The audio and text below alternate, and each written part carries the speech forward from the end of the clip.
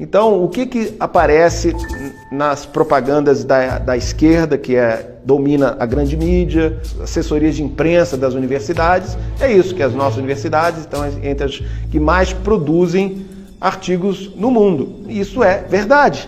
Só que eles vendem quantidade como se fosse qualidade.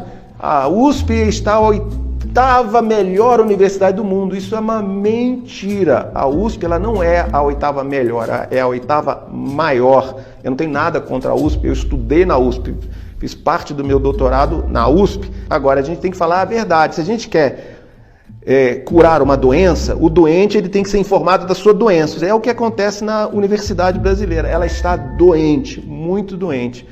De fato, em quantidade, USP está em 8º lugar. Mas se a gente pega a posição no ranking de 2018, a Universidade de São Paulo está em 780, tá? Então, se você pegar a lista das 1000 maiores universidades do mundo e for passando lá no mouse, é uma experiência que causa dor.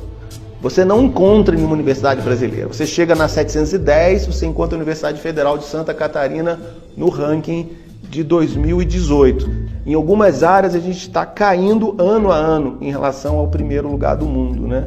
Quer dizer, o Brasil investe muito e, apesar disso, o impacto cai. Se for uma lista de 70 países, por exemplo, a gente está em 58 em impacto, né? E muita gente me critica e fala, mas você está comparando com a Singapura. Singapura é uma potência, todo mundo sabe. A Suíça, ou a Dinamarca, né? E a América Latina? Em que lugar a gente está na América Latina? Em que posição você acha que vai estar o Brasil? De 12 países. Antepenúltimo lugar. A gente só está na frente de Cuba e da Venezuela. Venezuela por razões óbvias, né, do desastre do país, né? E Cuba tem sido sempre o último lugar na América Latina. Então, não é porque a gente está comparando o Brasil com outros países desenvolvidos que nós estamos abaixo. Todo ano eu via assim, o anuário científico da Enciclopédia Britânica e via os prêmios internacionais. Nunca tinha um brasileiro. Tem a cara da Zâmbia, da Serra Leoa, da puta que eu pariu, você tá entendendo? Do Polo Norte, tá entendendo? Da Antártida, né? Da Pinguim da Antártida, premiado, prêmio de física. Não tinha um brasileiro, porra. É produção que não serve pra nada. Pra mostrar, a mãe, olha eu. Cada trabalho universitário devia ser, ó, mãe, olha eu. É isso. Agora, se a gente olhar para dentro da área de humanas, as sub-áreas das humanas, então a gente pode ver o ranking, por exemplo, sociologia. 43 de 46 países, é lá embaixo, né? Dentre os países que publicaram pelo menos 100 trabalhos em sociologia, o Brasil tem 43 de 46. Em linguística, o Brasil está em 20º de 22 países. Em história, 37º de 42. Antropologia, 42 de 45. E aí o grande fracasso mesmo, que é educação, né? A área de pedagogia, que é 53 de 54, ou seja, penúltimo lugar do mundo. A crítica que fizeram, que é o seguinte, é porque nossa língua é o português. O português é uma língua que ninguém lê, então tá bom. Então vou comparar o Brasil com Portugal. E aí eu verifiquei que em quase todas as áreas, tá aqui, ó. Isso aqui é o rank score. Olha, Portugal tirou 7, rank score vai de 0 a 10, nota 7. Brasil, 0,2. Linguagem. Portugal tirou 4, Brasil meio. Antropologia, 7, Portugal, Brasil 0,8. Direito, 7,6, 7,5, Brasil 0,2. Educação tirou Brasil 0, o último lugar do mundo.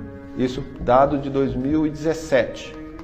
Quer dizer, nós somos o mesmo povo, Brasil Sim. E Portugal. A dificuldade de você traduzir um trabalho acadêmico brasileiro para o inglês é enorme.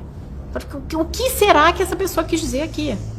É a maneira do educador brasileiro escrever, que tem um pouco, aí voltamos ao Paulo Freire, emular aquela pseudo-poesia, né?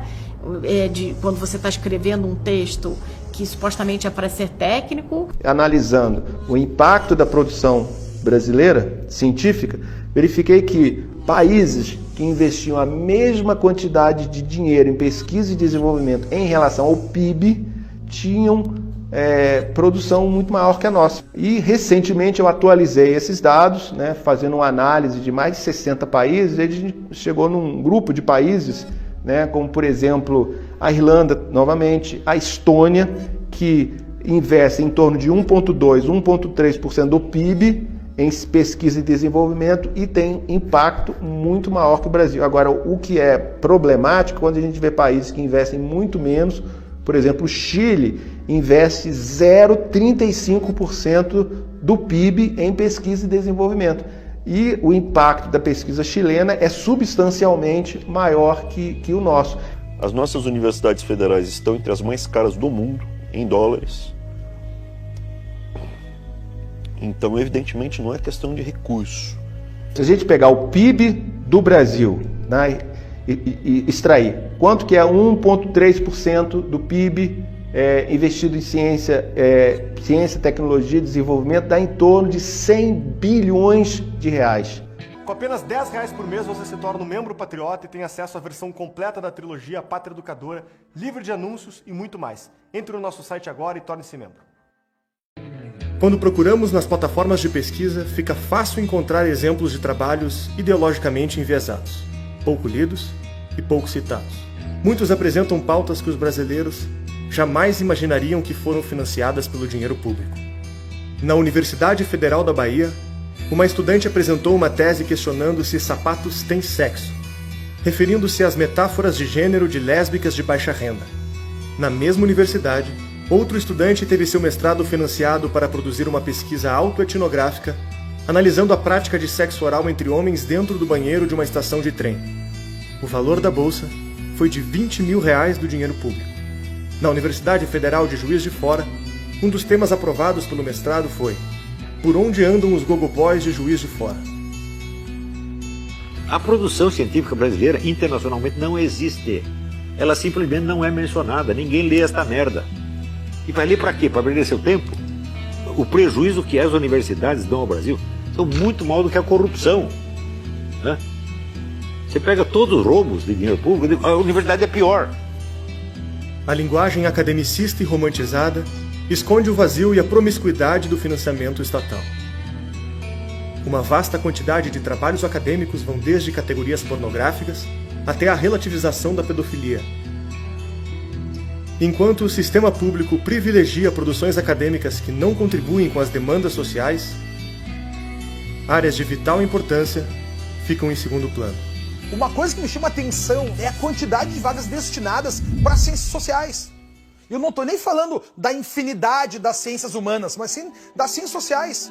Aqui na Universidade Federal do Rio Grande do Sul, da onde eu sou egresso, são 100 vagas para o curso noturno e 60 vagas para o curso diurno. São 160 vagas por ano. E aí tu vai perguntar, pô, Conrado, mas que bom que tem muitas vagas, eu fico muito feliz também. O problema é que é discrepante em relação a outros cursos. Por exemplo, engenharias, tem 20 vagas, algumas delas. Engenharia de alimentos, engenharia de energia, né? A gente questiona tanto a importância da energia hoje, tem 21 vagas. Engenharia hídrica, o Brasil, o maior recurso natural é a água, 21 vagas. Odontologia, noturno lá, 21 vagas. Até curso de fonoaudiologia, 21 vagas. Biotecnologia, 20 e poucas vagas. Biomedicina, 20 e poucas vagas. E aí nas ciências sociais nós temos 160 vagas. Por que disso? Na minha visão, a parte mais triste disso é que entram 160 estudantes a cada ano e se formam muito pouco. Na proporção da formatura das ciências sociais, tem diversos cursos junto ali, relações internacionais, história, filosofia, ciências sociais. No ano passado se formaram 60.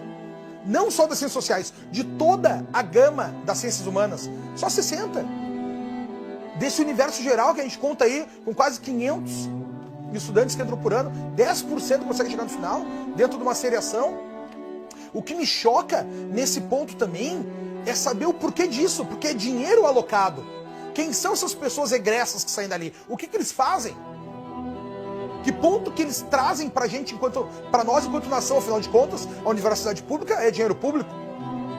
Na minha visão, o que a gente tem ali é uma grande manutenção dos partidários da esquerda. Porque eles estão estudando, nunca se formam, recebem bolsas, o investimento é maciço nesse setor e estão formando professores que fazem a continuidade desse pensamento. Mas se você olhar hoje em dia, o que você precisa para você entrar numa faculdade superior, uma universidade, né? Em função do resultado na prova do Enem, né? Se você não tiver, digamos, 600 pontos, você não consegue entrar numa universidade pública, mas você consegue entrar na faculdade de pedagogia. Né? Então ela começou a recrutar um pessoal, né, que chega com um capital cultural muito limitado. O maior problema é que nós tivemos professores mal formados e estes professores eles não estão capacitados para nos levar a um novo salto intelectual, um novo salto de qualidade na formação de alunos. Normalmente esses cursos, eles têm um argumento, que é aquela nota final que tem que entrar, né, muito baixo. Por exemplo, as ciências sociais, a densidade do curso noturno é 1,60. Eu me pergunto, para aí, a cada 3 candidatos, 2 vão entrar? Não são nem 2 pessoas concorrendo por uma vaga. Para mim, tem muitos cursos, cara, que me parece que a pessoa está fazendo só para justificar para o pai que está estudando.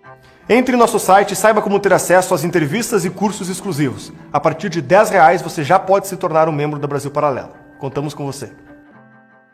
Você tem essas duas vertentes de política educacional. A de acesso, que é para gastar, e a de qualidade, que é para trabalhar. Né? Mas percebeu-se que dar mais diploma tinha ali um benefício político importante, né? Alta população jovem no país, muitos eleitores, muita gente, as famílias dessas pessoas, primeira geração. Então, o apelo político de você mandar as pessoas para a universidade é brutal. A gente viu no que deu. Então, quando você fala mais matrícula, você tem gasto com infraestrutura, inauguração de escola, aumento de matrícula, etc. Gasto com contratação, então os professores gostam, os sindicatos mais ainda. Né? Gasto com material, editoras, etc. Então você gasta mais e todo mundo fica feliz. Então abrir escola é algo altamente populista, né?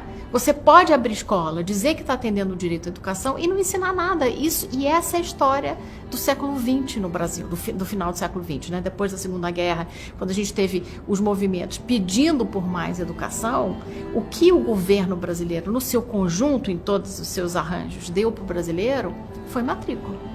Você abre um monte de campos, dá emprego vitalício com segurança para não sei quantos mil professores, né? Sem nenhuma cobrança de qualidade. E tem, por outro lado, um apelo que chega a ser pecuniário, porque quanto mais professor trabalhando em universidade federal, mais contribuição sindical você tem, mais contribuição para o partido você tem. A opção, obviamente, de um governo que tem como uma das principais bases políticas o sindicato docente, nunca vai optar pela política de qualidade. Isso é um dado.